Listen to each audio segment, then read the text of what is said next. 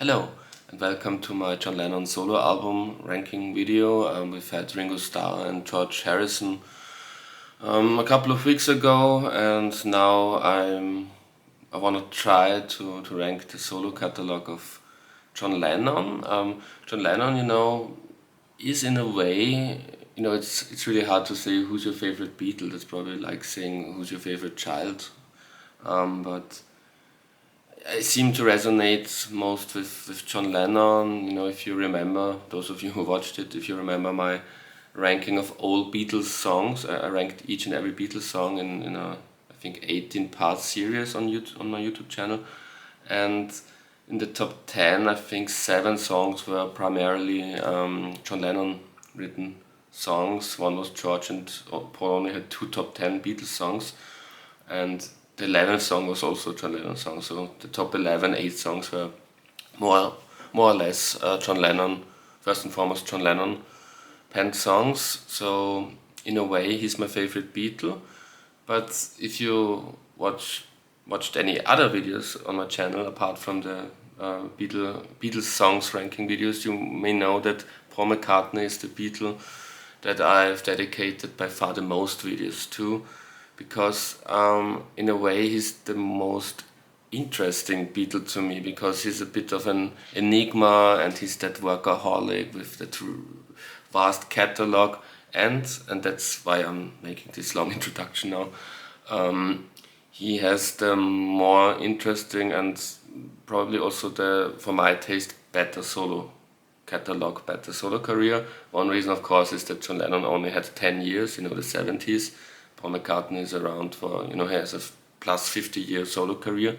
But even if you wouldn't take that in account, only if you judge the 70s output of Paul with the 70s output of John, I still would probably say that I enjoy the Paul output more, Wings and Ram and things like that. But why is that?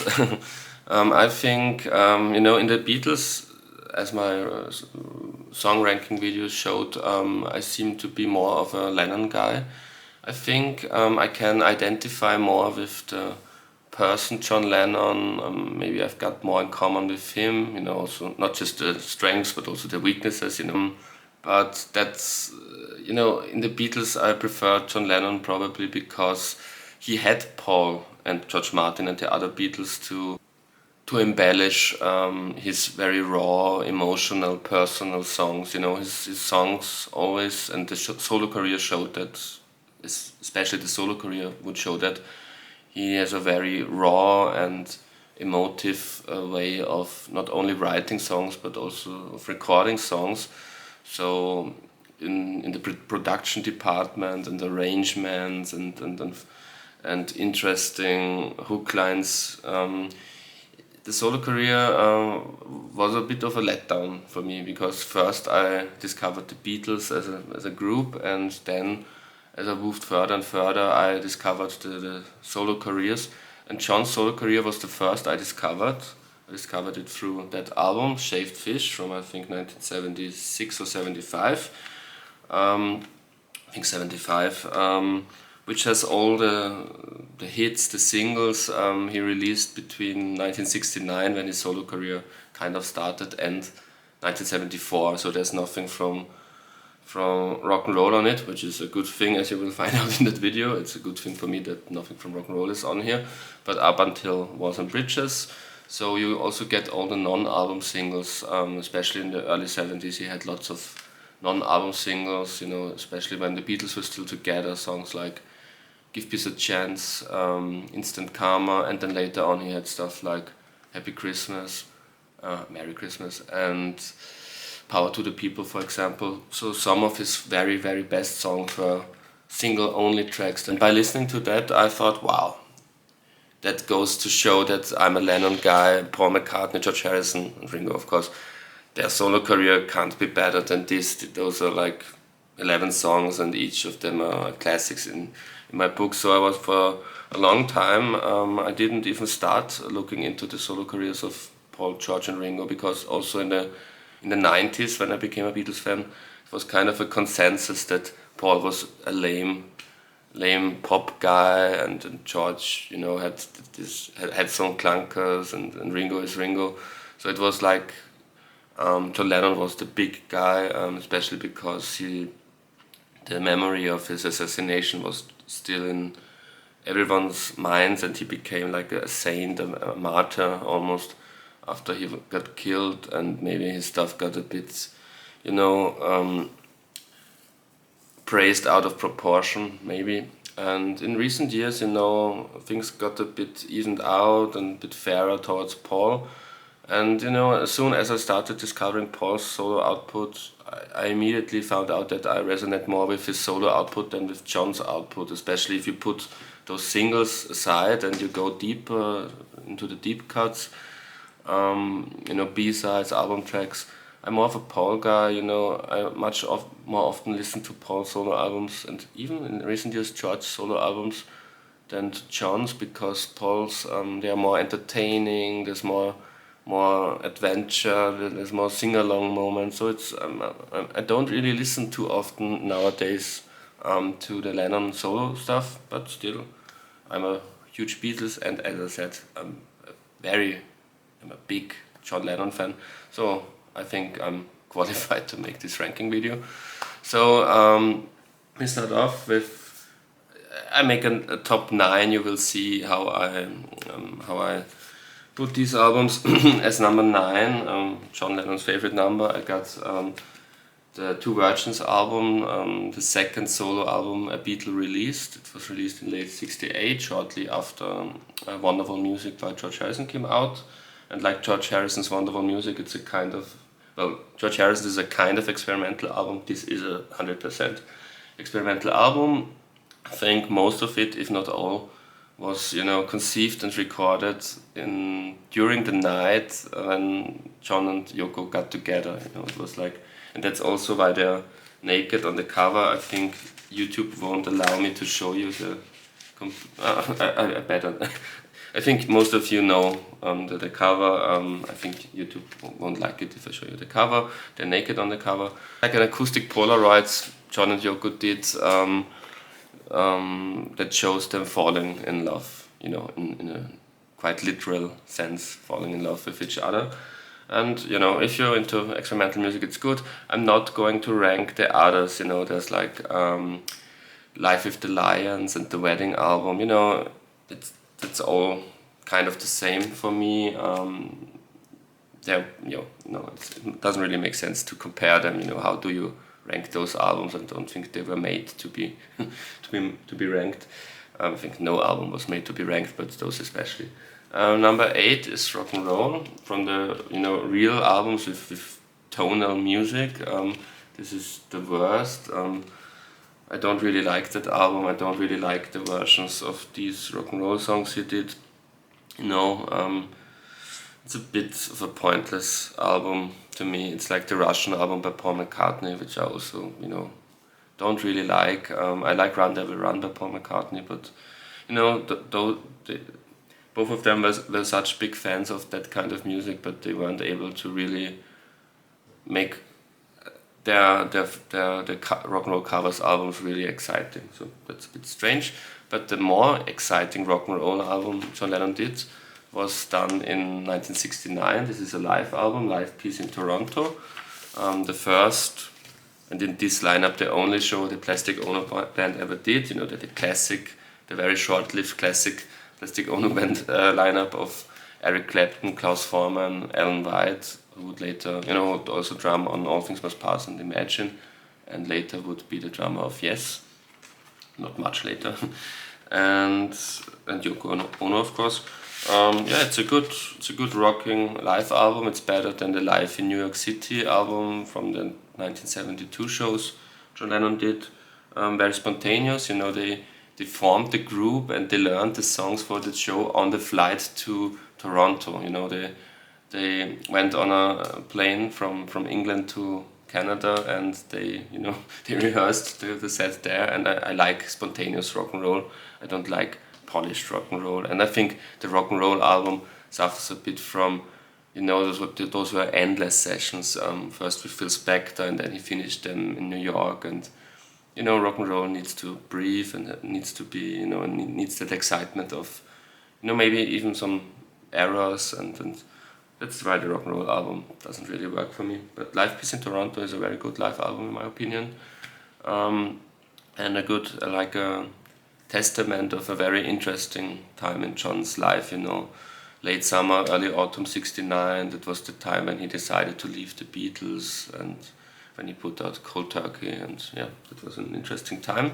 Also an interesting time, when you talk about John Lennon, each time in his life was probably interesting for some reasons. This was the start of the Lost Weekend. I think it was recorded before the so-called Lost Weekend started. But when it came out, he and Yoko basically had split up. So this is the first album of those 2 albums in his catalog where he's the John Lennon that I don't like, that whiny, the world is so unfair to me, I'm separated from Yoko, John Lennon, so I'm not too fussed about that album, but it has some merits. The title track Mind Games is one of my all-time favorite songs by anyone, great song.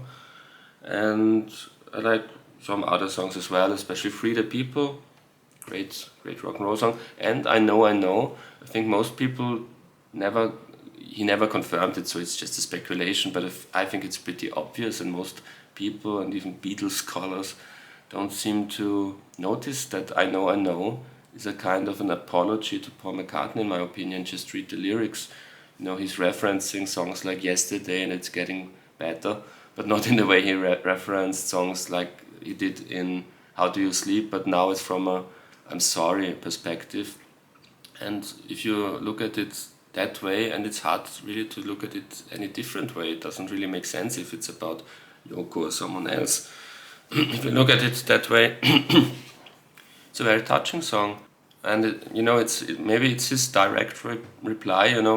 If you say that How Do You Sleep was his reply to Too Many People, maybe this was his reply to Dear Friend, which came shortly before. So the next album is number 5. I've talked about it in the most overrated Beatles solo albums, Walls and Bridges, 1974. Many John Lennon fans love this album. I think I've seen it often as the 2nd or 3rd favorite John Lennon solo album by people. It's my 5th favorite. I think it's okay. I think it's better than Mind Games. But again, it's the up-tempo tracks are great. Songs like What You Got, Steel and Glass, Whatever Gets You Through the Night, also number 9, Dream. Those party tracks and more aggressive tracks are great. But all those I'm lost and I'm sad and Yoko isn't there songs, I don't really like him to be like that. I like him to be more aggressive and funny and witty and up tempo John Lennon. I always liked that side of him more. And it's also a bit, those were probably this was in a way were party days. He was constantly in the media for being drunk and on drugs, and he had an affair with May Pang, which by all accounts was a kind of happy relationship. So all those I'm So Sad songs, I don't know what I feel about them. And Steel and Glass, I wanted to tell you about Steel and Glass again. Like with I Know, I often think I find it strange sometimes. People always read so much into lyrics, but when John Lennon really tries to make a point between the lines, most people don't seem to pay attention. Again, a speculation by me, and in an interview he said this is a song about myself. But you can't take that serious. He also said about How Do You Sleep, this is a song about myself. And in a way it is, because every song is in a way about yourself if you write a song, especially John Lennon. So of course it's a song about himself. But it's pretty obvious that it's about Alan Klein. He fell out with Alan Klein around that time. And so it's also again a kind of apology to Paul, because in that song he admits that Alan Klein was a crook, basically, that the things that Paul said for years to him. Number 4 is a tie, because I can't separate those albums. It's Milk and Honey and Double Fantasy. Those are the first albums I really consider very, very good albums. Walls and Bridges, good. This is very good to excellent, especially Double Fantasy.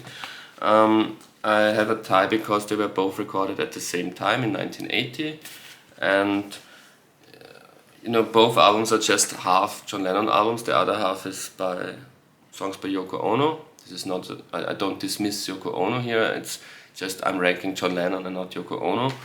I might do a Yoko Ono album ranking somewhere in the future. I don't have a problem with her music, but this is a John Lennon ranking, so this would be just an EP or a mini album of John Lennon songs, and this as well. And since they were recorded at the same time, I put them together. And if you put them together, would be a brilliant, or is a brilliant John Lennon album full of classics. Basically all the songs on Double Fantasy are great songs, and on Milk and Honey, songs like Grow Old With Me and Nobody Told Me are also, classics, I would say, John Lennon classics. The only thing that prevents these albums or this album from being higher in my list is the production. I'm not really a fan of this slick early 80s, late 70s, early 80s slick Jack Douglas production, I have to say.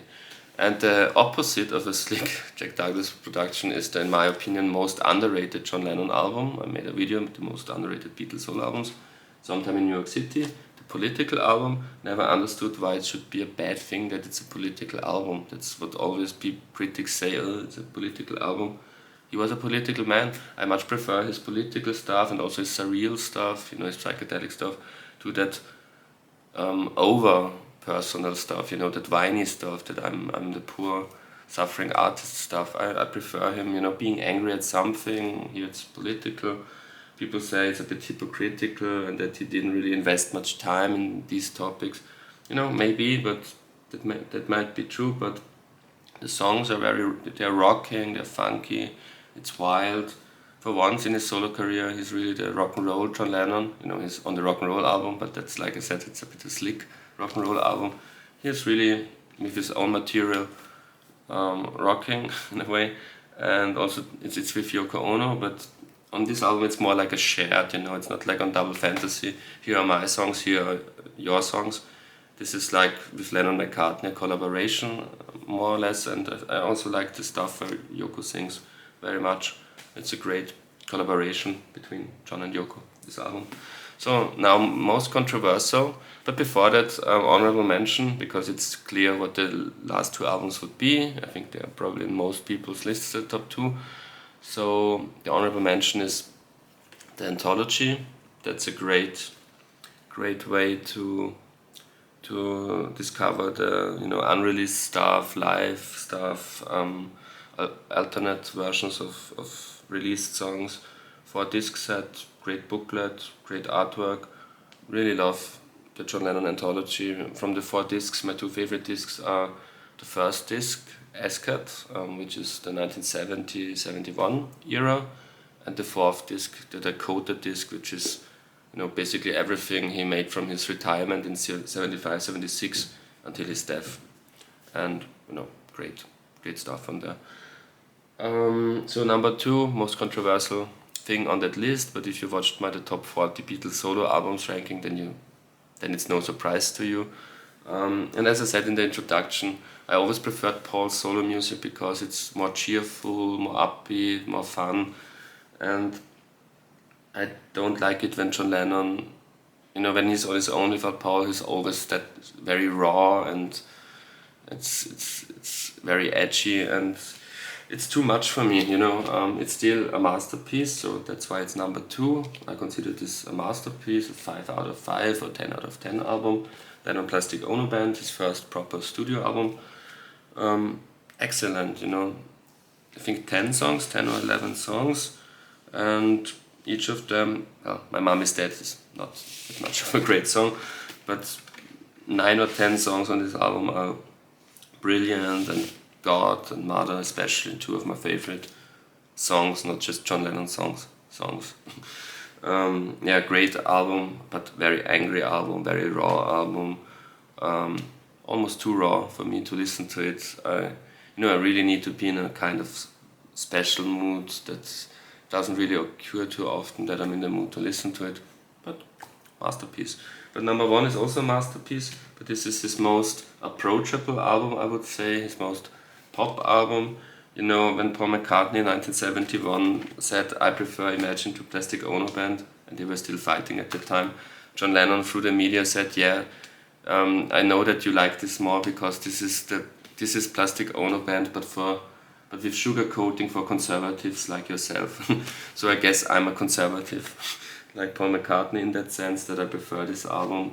But you know, it's a perfect pop album, but pop with a message, but not just empty pop, but pop that really has something to say. First of all, it has to say things against Paul, unfortunately. I don't think that it's only How Do You Sleep. I said in a previous video, I also think that Free Legs is, and Crippled Inside to a certain extent.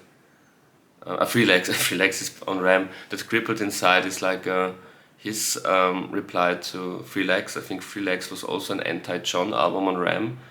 And as much as How Do You Sleep is his reply to too many people, I think that Free Legs, I think that Crippled Inside is his reply to Free Legs. Just compare the lyrics and the styles of the song. I think both songs are based on the same old Irish traditional folk song. I think Black Dog is the Irish traditional that both songs, Free Legs and Crippled Inside, are based on. And you know, to make it even more strange or interesting, the Beatles in the Get Back sessions, they also tried the Black Dog, the Irish traditional. So it's strange that they both made songs that have the same structure as this song, and I think they're directed at each other. But apart from the anti-Paul songs, great love songs to Yoko, you know, How, Oh My Love, Oh Yoko. Oh Yoko is probably the most Paul McCartney sounding John Lennon solo song. Like Let Me Roll It is the most John Lennon sounding Paul McCartney solo song in a way. And Give Me Some Truth is great, with one of George Harrison's best guitar solos ever. So Jealous Guy, great song. You know, all great songs, great album, masterpiece. Yeah, that's all I've got to say. Thank you very much for watching.